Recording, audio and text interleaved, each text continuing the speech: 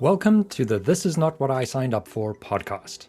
This is a series of podcasts aimed at new managers, supervisors, and team leads, giving you bite-sized takeaways that you can take in a short space of time. Check out the book of the same title on thisisnotwhatisignedupfor.com or over on Amazon. If this sounds like it's for you, then this is the podcast you signed up for. Let's get our feet wet and learn to swim with today's episode.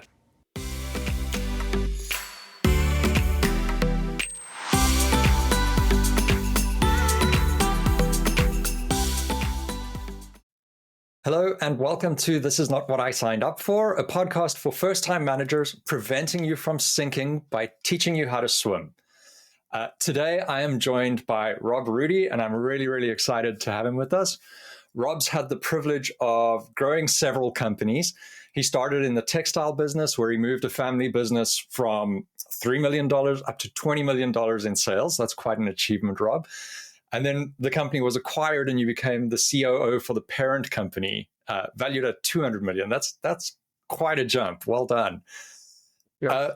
Since then, Rob's worked in various roles from COO to president, and he now advises companies on building next level leaders, actionable strategies, and then embracing change in the business. So I'm really excited to have him with us and to talk to us about today's topic.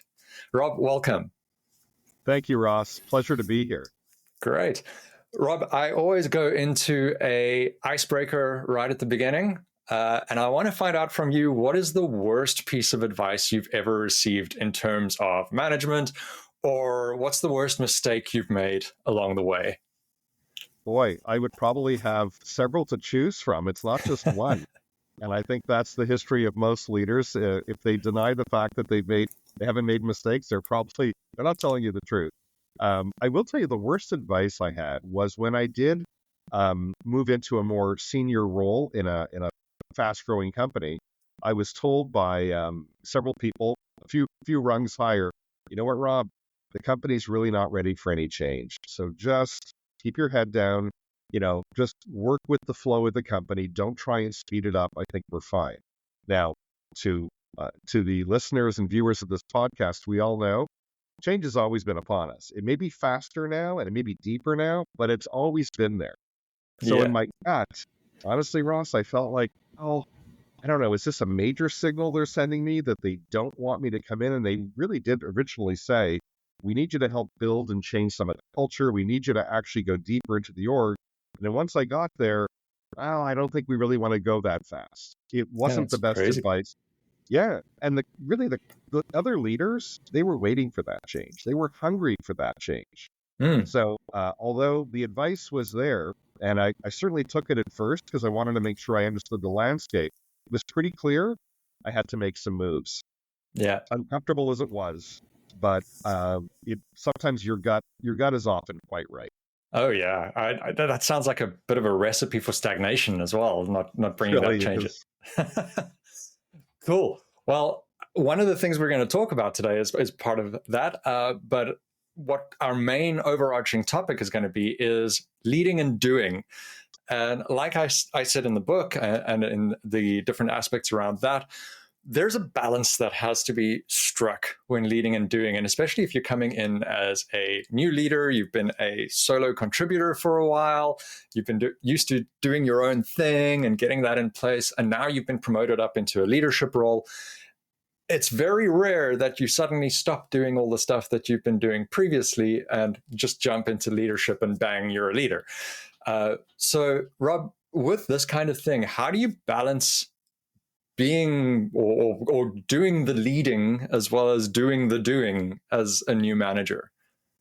Oh, it's such a great question. And I know, at least in my history, it's been when a promotion was forthcoming and the job was now provided to me, typically the expectations were, we really want you to do what you were just doing.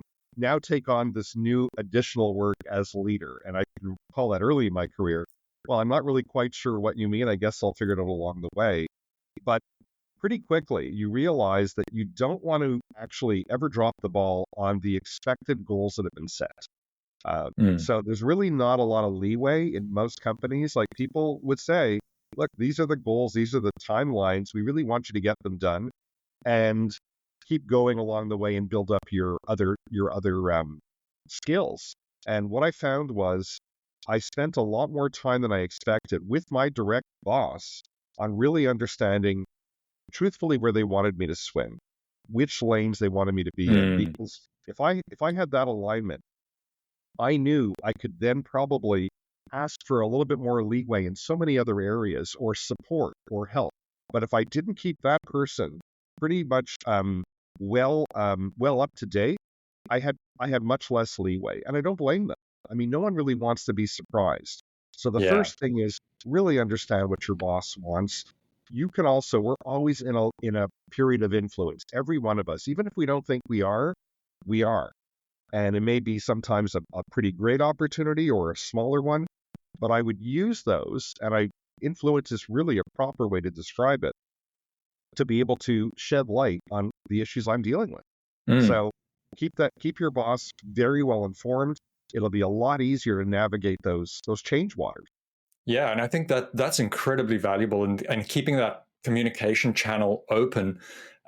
You build a rapport, you start showing value because there's an ongoing conversation. It really helps in balancing kind of and having the conversation of what should I be doing now versus what was I doing? Can I offload stuff? And it's very important. I can't agree more on that. You mentioned as you were speaking there the word alignment. So speak to us a bit more about how alignment fits into this. What do you mean when you say alignment in your space? So over the years, and I probably, if you would have asked me that question 25 years ago, I would have had a very different answer than I do now. And I think a lot of it is the nature of how we go through our businesses and our opportunities. But I always found I was pretty early on really responsible for starting to build teams. And it could have been a very small team. And at one time it was a global team.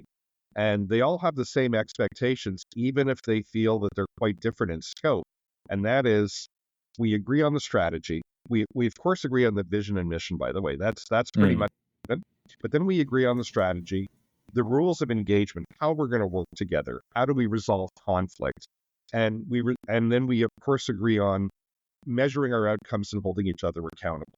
So, and I found if we didn't agree on those concepts, even if we were really busy, we weren't hitting our goals. We had people that were really unhappy and not very engaged in the organization. We probably had clients that were not really satisfied with the service. And that's always been my experience. So alignment is really understanding how we work together.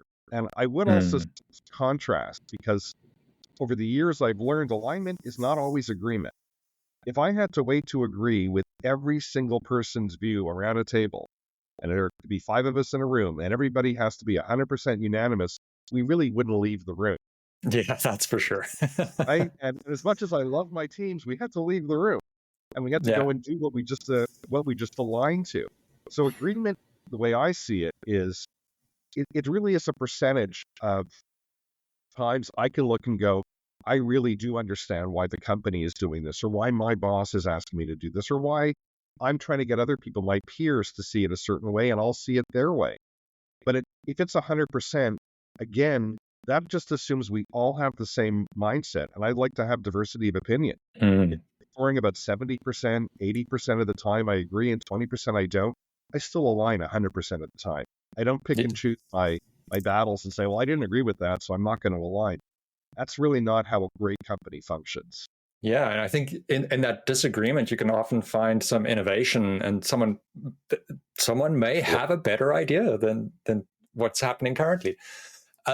So speaking of that meeting, if we're all in the room and getting that alignment, like, how do you sort of decide on that direction to go in? When there are these differing kind of stakeholders and expectations from the business and maybe the team, and people have a different view. Like, if you're leading these teams, how do you decide on that direction? And so typically, at least again in my experiences, it's been that we really did always have a clear decision-making model, and most companies do. Now, the decision-making model, albeit it really needs to be very clear, it's never healthy if we have no idea who's supposed to make the decision. but really good leaders and ones who are growing into it, and they're perhaps new managers, they're learning the power of collaboration. So we can go back a few decades when, somebody would come down from the mountaintop and it was probably the most senior person and say, this is where we're doing, this is what we're doing, this is how we're doing it, and you're all just here for the ride. Yeah, the good old ivory tower. You got it. And you know what? I'm very happy we could put that one in a box in the top shelf. We typically don't work in those environments today. They're proven that they don't really work well. As the new manager, I'd like you to be able to consider how you're going to work with your own peers on decision making. If it's not always so clear, perhaps it's only clear at the highest levels, and you have to create your own. Certainly, even with your own team, how would you do that? So that's really the next opportunity for a new manager. If you collaborate, people want to be heard. That is the key, I think, to getting people to engage and align to you. If they feel that things were cut off too early or the decision was made before we walked in the room, that's not a recipe for a great aligned team. Yeah. And I think it comes back to what you said right in the beginning, is that communication line, that open communication line. You're managing sort of down as well as up, or you're managing side to side. It's never, I think, a one-way waterfall anymore. It's all over the place. So when you have these disagreements, there are going to be, I suppose, people with noses out of joint, or management might be out of joint, or something might happen there. How do you get the alignment when there's that disagreement in place there? Early on, we would expect that within any team, I mentioned earlier about the rules of engagement. So the rules of engagement would include, first of all, how do we come to agreement? In other words, is there a true decision maker at the end in that room? And perhaps there's 4 other people that have been asked to present or to give diverse opinions. So that's the first thing. If there's no clear decision making, I would say it is actually very difficult. And it falls upon us, even in middle management. It really falls upon us to say, okay, within the world I'm now asked to manage, does my team have clarity on that? So am I the final decision maker? A tool I've used for years and it's been used for years when it came out of project management is RACI charts. I was thinking about that when you were talking about the decision making and things like that. And I still use it. Today, I worked in companies for 30 some years. I advise companies today, and I'm still yet to find tools that probably bring out the best conversation about who owns a decision. How do we, of course, hold each other accountable? And a RACI chart, RACI, it's also been extended. I think it's RACI today as well. There's different versions. We use the RACI with supported on the inside there. And so also very powerful. But I will tell you, those tools, they really help in clarifying our decision-making model. At that point, if we're following it, and I believe it's within all of us to follow a predetermined model that we've agreed to, be accountable and responsible, chances are quite high you're going to come to the alignment that you expected. And sometimes our noses are a little bit of it. We're humans. But you know what? The 80-20 rule, if I believe pretty much in the vision of the company, I don't have to agree with every decision to know that I'm in the right place. Yeah. I think just for our listeners, just in case you're interested and you haven't heard this RACI term before, just so you know, it details the different roles that we have within any sort of decision, where there is who is responsible, so who is actually taking care of it, who's accountable, so whose head's on the chopping block for this. It's the supporting role, which is one of the ones we use, the S that's in there. So who supports the initiative? There's consulted, who gets consulted when something happens, and then informed, who gets informed about the decision that's made as well. So just so everyone is on the same page with that one. Right. Rob, when we were talking before this, you mentioned a really cool phrase, being comfortable with being uncomfortable.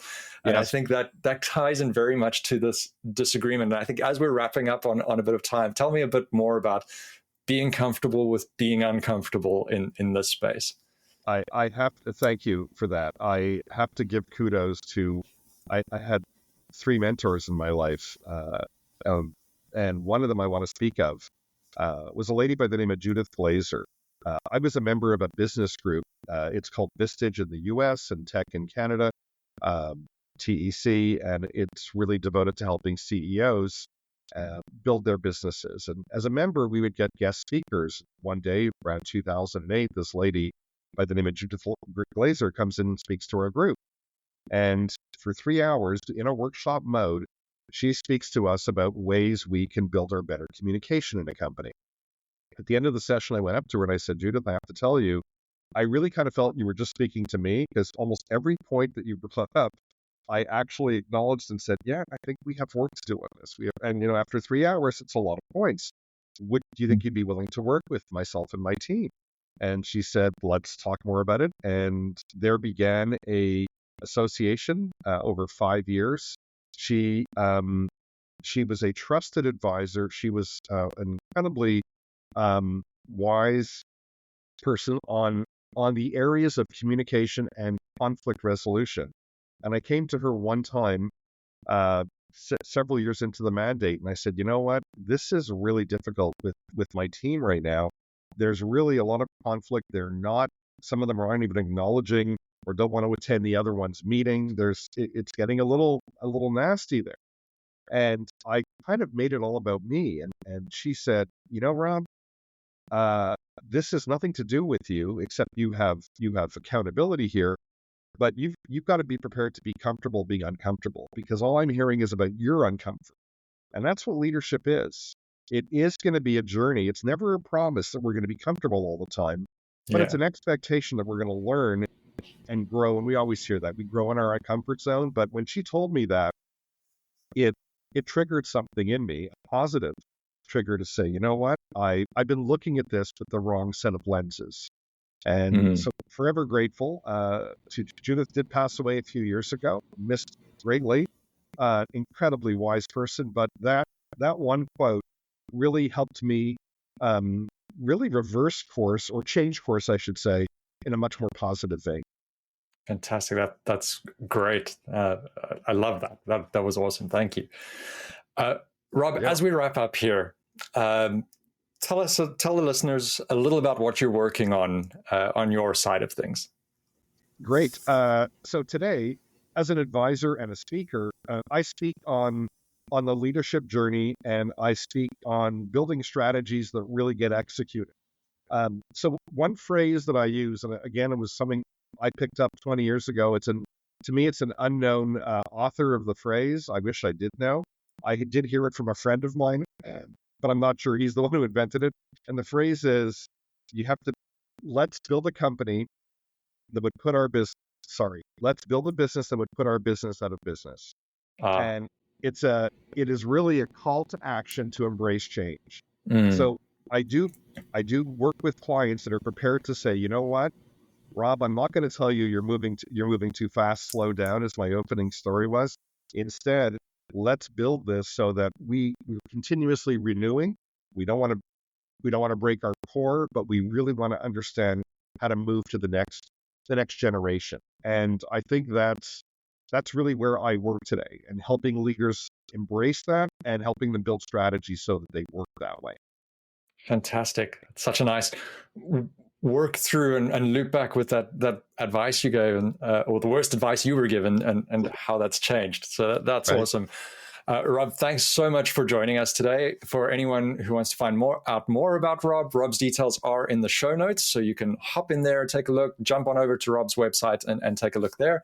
I want to thank you, Rob, for joining us. This has been a fantastic conversation.